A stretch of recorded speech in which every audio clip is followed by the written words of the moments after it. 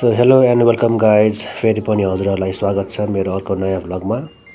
आज म एक्लै निस्किएको छु र हाम्रो गन्तव्य चाहिँ सुरु हुन्छ सुरनेक चोकबाट। अनि यो चाहिँ गणेशस्थान मन्दिर हो, यहाँबाट हामी लेफ्ट लाग्छौँ। यहाँबाट लेफ्ट गयो भने चाहिँ धौलेश्वर मन्दिर पुग्छ। हामी चाहिँ जाने हो यता राइटबाट क्याम्पे डाँडा जाने बाटोबाट सिधा।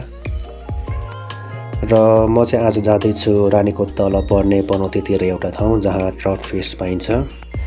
एक्लै यात्रा गर्दा बाटो अलि फरक लाग्छ, कसैसँग धेरै कुरा हुँदैन, तर प्रकृतिले आफै धेरै कुरा गरिरहेको हुन्छ। चिसो हावा र वरिपरिको हरियाली कहिलेकाहीँ यही नै काफी हुन्छ।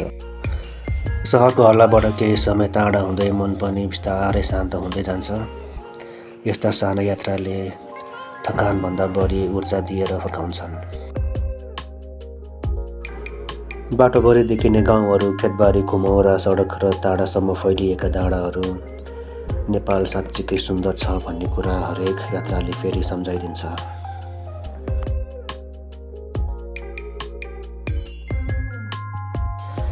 सो यताबाट राइट गयो भने चाहिँ उता बाघ भैरव मन्दिर पुगिन्छ साथीहरू। हामी चाहिँ जान्छौँ लेफ्टतिर ओह्रालो हुँदै। जिन्दगी पनि एउटा राइड जस्तै हो गाइस, कहिले राम्रो बाटो त कहिले कच्ची बाटो, तर रुक्नुभन्दा अगाडि बढ्नु नै राम्रो हुन्छ।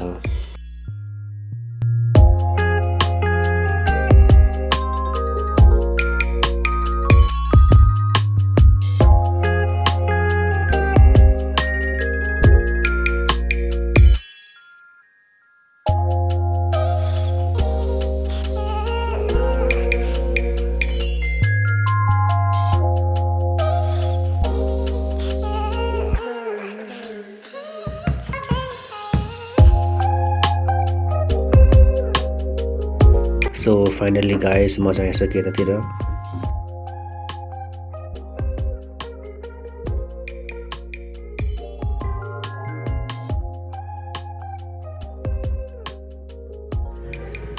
यहाँको वातावरण पहिलो नजरमै मन पर्यो। शान्त र वरिपरि हरियाली र कपलहरूको लागि टाइम स्पेन्ड गर्नको लागि यो ठाउँ एकदम राम्रो पनि रहेछ।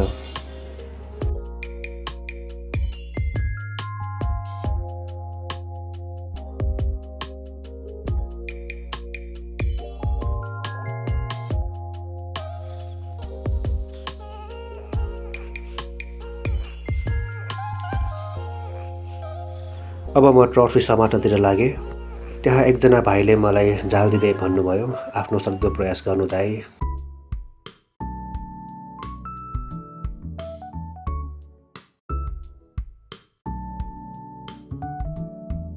र मैले पनि हुन्छ जाबो माछा मार्ने के नै गाह्रो हो र भनेर माछा मार्नतिर लागेँ म पनि।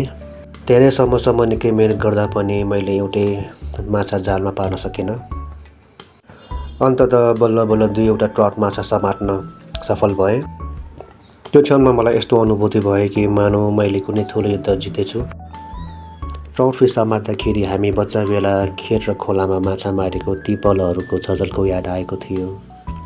तर खेर त्यो बाल्यकालको मस्ती कहिले फर्केर आउनेवाला पनि छैन। तर धेरै पछि माछा मार्दा त्यो खुसी शब्दमा बयान नै गर्न सकिनँ। अनि यो रह्यो आजको मुख्य आकर्षण, ट्राउट फिस। हेर्दा जति राम्रो देखिएको छ, स्वाद पनि उत्तिकै मिठो रहेछ। कहिलेकाहीँ खुसी पाउन धेरै ठुलो योजना चाहिँदैन।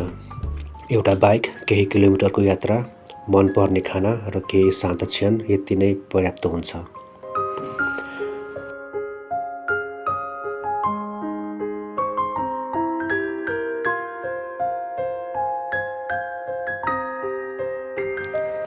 यो फ्रेस हावा, खुला बाटो र शान्त वातावरण सोलो राइडको सबैभन्दा रमाइलो कुरा यही हो। कसैको हुरी छैन, कसैको प्रेसर छैन, बस आफ्नो पेस एन्ड राइड गरेर नेचर इन्जोय गर्ने।